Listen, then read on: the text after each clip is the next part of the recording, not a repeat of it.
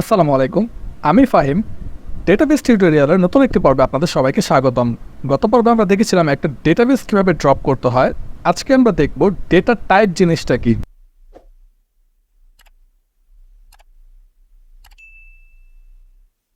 Data type কী জিনিস সেটা করার জন্য আমাদের কিছু টেবিল করে নেওয়া উচিত, কিন্তু তার আগে আমরা একটু থিওরিটিক্যাল আলোচনা করি। সেটা হচ্ছে আমরা একটা ছবি ভিউ করে নিচ্ছি।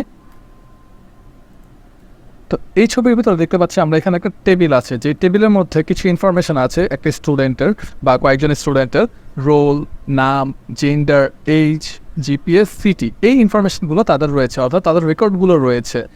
এখন কথা হচ্ছে এইখানে যে তাদের যে রোল নাম্বারটা, এই যে 101, 102, তাদের নাম রহিম, হাসিনা, জেন্ডার মেল ফিমেল, যে এই যে ডেটাগুলো রয়েছে এইগুলো কোন টাইপের ডেটা। অর্থাৎ একটা ডেটার তো একটা ডেটা টাইপ থাকে, তাই না? নাম্বার থাকে, ক্যারেক্টার থাকে, অনেক কিছু থাকে। তো আমরা আজকে এইটা নিয়ে ডিসকাস করব। চলান আমরা দেখি ফার্স্টের ব্যাপারটা। সেটা হচ্ছে নিউমেরিক্যাল ডেটা টাইপ যেটা, সেটা হচ্ছে ইন্টিজার টাইপের হয়ে থাকে, স্মল ইন্ট, বিগ ইন্ট, এই টাইপের ডেটাগুলো হয়ে থাকে। অর্থাৎ নাম্বার রিলেটেড যতগুলো ডেটা আছে সেগুলো হচ্ছে নিউমেরিক্যাল ডেটা। যেমন এই যে 1 2 3 4 5, এই যে নাম্বার টাইপের যে ডেটাগুলো, এগুলো নিউমেরিক্যাল ডাটা। এখন এখানে কয়েক ধরনের হয়ে থাকে, যেমন সিম্পল ইন্টিজার, স্মল ইন্টিজার আর বিগ ইন্টিজার। স্মল ইন্টিজার ছোটোখাটো ইন্টিজার টাইপের যে নাম্বারগুলো বা এগুলোর জন্য, বিগ ইন্টিজার হচ্ছে বড় টাইপের যে নাম্বারগুলো সেগুলোর জন্য, আর ইন্টিজার তো নর্মাল ইন্টিজার, এটা সবার জন্য সমান। এখন কথা হচ্ছে যে এই যে ফ্লট, ডাবল, ডেসিমেল, এই জিনিসগুলো কি। আপনারা যদি আমাদের প্রিভিয়াস টিউটোরিয়ালগুলো দেখে থাকেন, সি অথবা পাইথনের যে টিউটোরিয়ালগুলো ছিল সেখানে যদি দেখে থাকেন, তাহলে আপনারা বুঝতে পারবেন যে ফ্লট, ডাবল আর ডেসিমেলের মধ্যে পার্থক্যটা কোথায়। ডেসিমেল হচ্ছে একটা দশমিক সংখ্যা, ধরেন 10, এটা একটা দশমিক সংখ্যা, তো এইটা হচ্ছে ডেসিমেল। ফ্লট কি? ফ্লট হচ্ছে একটা ভগ্নাংশ সংখ্যা। ভগ্নাংশ যেমন ধরেন 10.5, এটা একটা ভগ্নাংশ সংখ্যা। এইরকমভাবে হচ্ছে এই কাজগুলো করে। আর ব্যাপারটা হচ্ছে এখানে ডাবলের ব্যাপারটা হচ্ছে, এটা হচ্ছে যে ডাবলের ক্ষেত্রে এই যে প্রথমে এম তারপর ডি, এটা দ্বারা কী বোঝানো হয়েছে, এখানে আমরা ডিক্লেয়ার করবো এভাবে যে জিনিসটা ধরেন আমরা এখানে এম মানে হচ্ছে প্রথমে কয় ঘর এখানে আমরা নিতে চাচ্ছি, অর্থাৎ এখানে আমরা ডাবলের ভিতর দুইটা প্যারামিটার পাস করতেছি। এমে আমরা বলে দিব যে এখানে আমার টোটাল কয় ঘর পর্যন্ত হবে। আমরা একটু আগের টেবিলটা দেখি, যেমন এখানে দেখতে পাচ্ছেন যে 3.44 অথবা 5.50, অর্থাৎ এখানে কয় ঘর আছে? 3 ঘর। 3 4 4, এই 3টা ঘর। 5 4 5 0, এই 3টা ঘর।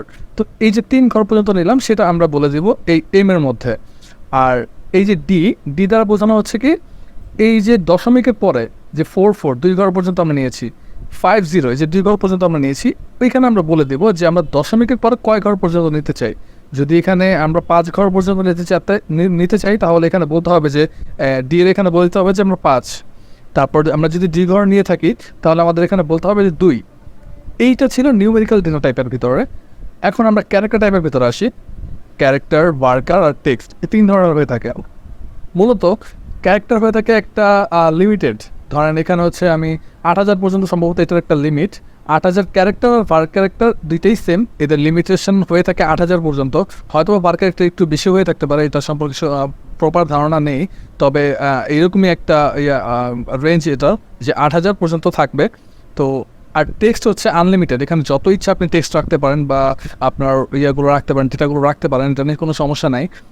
ক্যারেক্টার আর ভার ক্যারেক্টারের মধ্যে পার্থক্য হচ্ছে মেইনলি, ধরেন আমি এখানে ডিক্লেয়ার করে দিলাম যে ক্যারেক্টার আমি 20 ঘর পর্যন্ত নিব। তো 20 ঘরের মধ্যে আমি ধরেন একটা নাম লিখলাম, সেটা হচ্ছে যে এই যে রহিম বা হাসিনা। ধরেন রহিম নামটা লিখলাম, তো রহিমের কয় ঘর আছে? 1 2 3 4 5, 5টা ঘর। আর HIM 5টা ঘর। এই 5টা ঘর আমার এখানে রাখছি, কিন্তু আমি সাইজ ডিক্লেয়ার করে দিয়েছিলাম 20। তো 20-এর ক্ষেত্রে এখানে করবে কি, এই 5 জন মিলেই, এই 5টা ঘর মিলেই ওই 20টা ঘর পুরোপুরি দখল করে নেবে, অর্থাৎ এখানে লস অফ মেমোরি। আর ভার ক্যারেক্টারের ক্ষেত্রে কী হবে জিনিসটা, ভার ক্যারেক্টারের ক্ষেত্রে ধরেন আমি সাইজ ডিক্লেয়ার করে দিয়েছি 20, কিন্তু এখানে যে নাম আছে 5 ঘর পর্যন্ত, আর HIM এই 5টা ঘর পর্যন্ত আছে। এই 5টা ঘরের ভিতরে সে এই 5টা ঘরই দখল করবে, বাকি 15টা ছেড়ে দিবে। এইটা হচ্ছে একটা ম্যাসিভ পার্থক্য ক্যারেক্টার আর ভার ক্যারেক্টারের মধ্যে। টেক্সটটা তো আমরা আলোচনা করলামই।